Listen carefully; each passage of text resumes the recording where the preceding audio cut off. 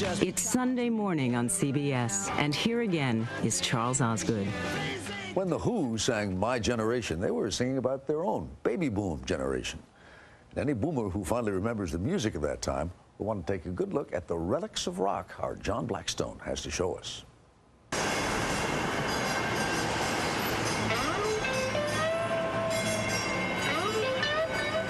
It was dusty, it was musty, it didn't smell real good. You could see that there had been mice around periodically. It sounds more like something from the Old West than modern-day San Francisco. It was 25 feet high in height, below ground. Part of it was below ground. But this is a true story about buried treasure. And there were, I thought, hundreds of thousands of items that were in there, physical items, and truly there were millions of items. Deep in the basement of a nondescript warehouse down a maze of back alleys, Bill Sagan discovered what amounts to a gold mine, a rock and roll gold mine. Millions of original photographs, posters, T-shirts, documents, and much more. This is the door to one of the three greatest venues in San Francisco history. A treasure trove of forgotten artifacts from an unforgettable musical era. Jefferson Airplane Loves You on the front, and then a peace sign on the back. We've been told that there exists no other trove of rock and roll history that is anywhere near the size of this, anywhere else. To explain where this lost treasure came from, we have to travel back more than 40 years. To a time when San Francisco was at the vanguard of the rock and roll revolution. And leading the charge was one man, Bill Graham. Yeah, I spoke to Jack, so let's just leave it in, because it works better. Okay, great. From the first concert he staged at San Francisco's legendary Fillmore Auditorium in 1966, Bill Graham became one of the most influential figures in music history. Many say he literally invented the concept of the rock concert. Bill Graham did something that very few people do in the world. He started an industry. Live performance music in music halls, rock and roll. He broke these bands. If Bill Graham hadn't been there, would Janis Joplin have been as big?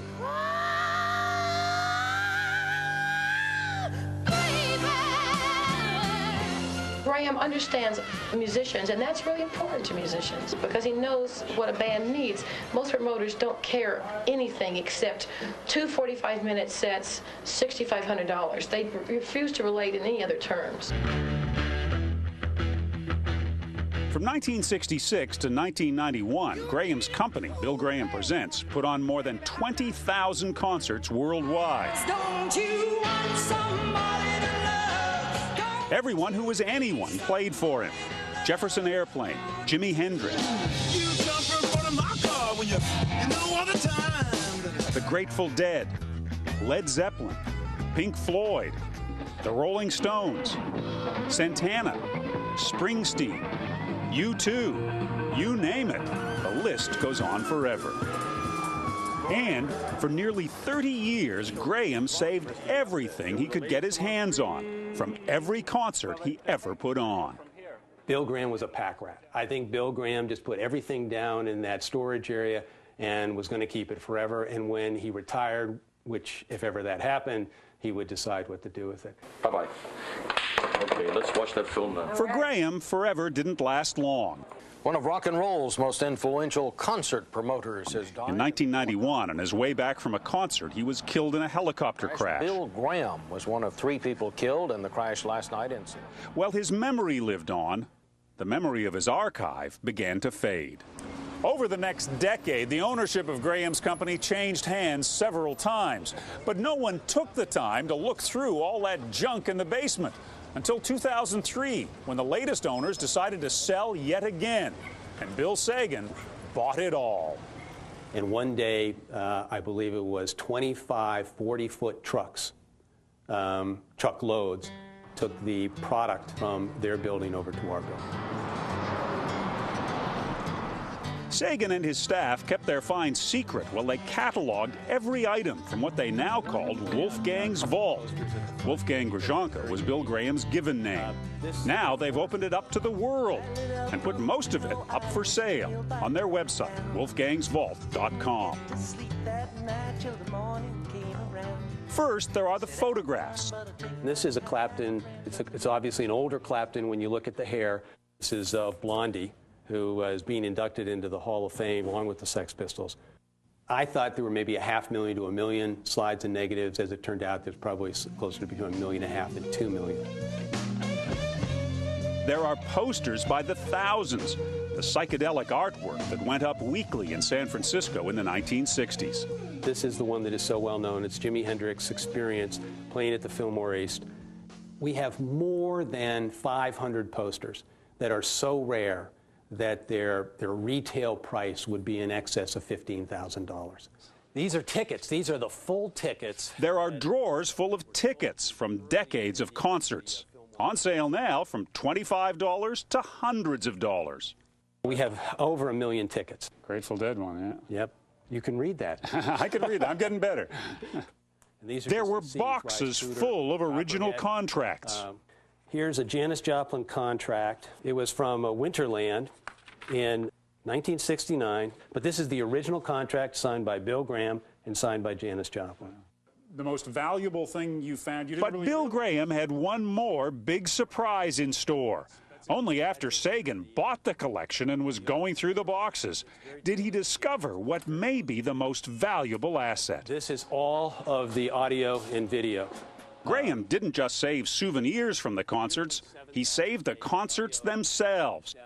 There were thousands, somewhere on the order of between 6,000 and 7,000 performances where Graham either audio taped it or, in addition to audio taping it, videotaped it. Rare, high-quality recordings of legendary performances that haven't been seen or heard in some cases for 40 years.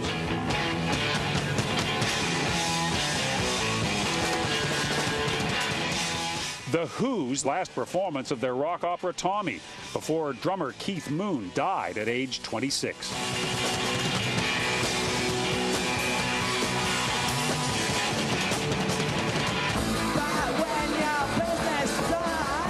And British punk rock pioneers, the Sex Pistols' last concert ever.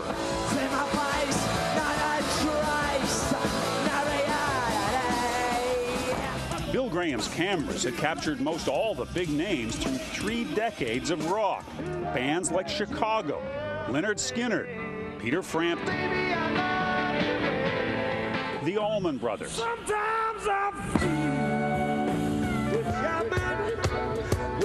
Bob Marley,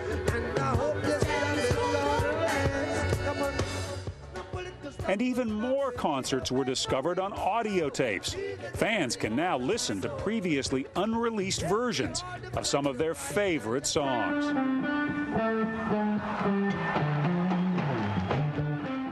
Must make your spine tingle sometimes when you're opening these boxes, listening to this stuff. It's tough to do your job because it's so tempting to go down and just listen to audio or go look at video. This is the first. So remember the part about this being a gold mine? These are from the late 60s. We weren't kidding. I understand you paid something between $5 and $6 million to get this stuff. Can you even guess at what it's worth? I really can't. Yeah, it's worth, in my opinion, it's worth a significant amount more than that. It certainly is in excess of $50 million. It's probably in excess of $100 million. On this floor, we have 2 different posters. Sagan grew wealthy running a couple of healthcare and insurance companies. Now he sees himself as part businessman, part guardian of a legacy. He says he'll never sell many of the rarest, most valuable pieces. This is Bill Graham's personal poster collection, and that's why we have it here. It's not for sale. It won't be for sale. So this is absolute rock and roll history. This is history, and this will be around 100 years from now. But most of the rest is up for sale, and Sagan has identified his market. People much like him, members of a nostalgic generation who have some money to spend on memories. Thank God for baby boomers who want to relive that good part of what they remember of their youth, and thank God for good music.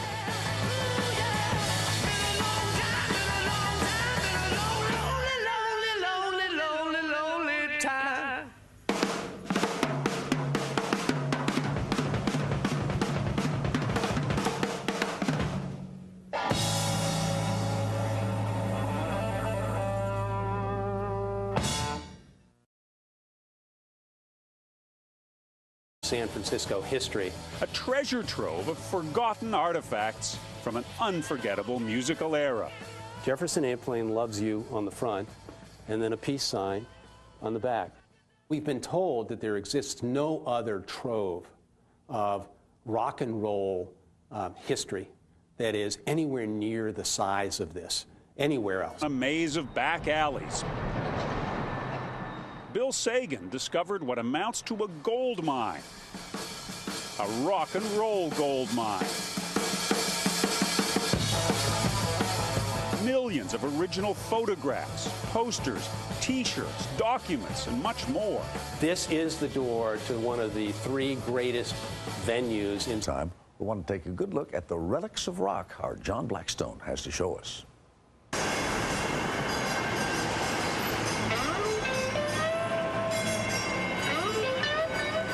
It was dusty, it was musty, it didn't smell real good. You could see that there had been mice around periodically.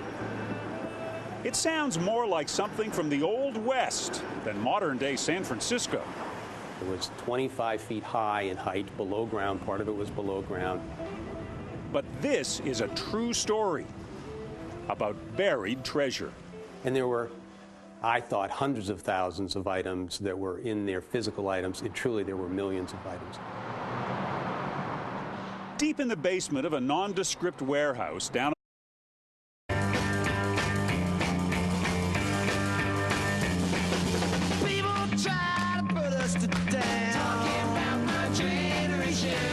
It's Sunday morning on CBS, and here again is Charles Osgood. When the Who sang My Generation, they were singing about their own baby boom generation. And any boomer who fondly remembers the music of that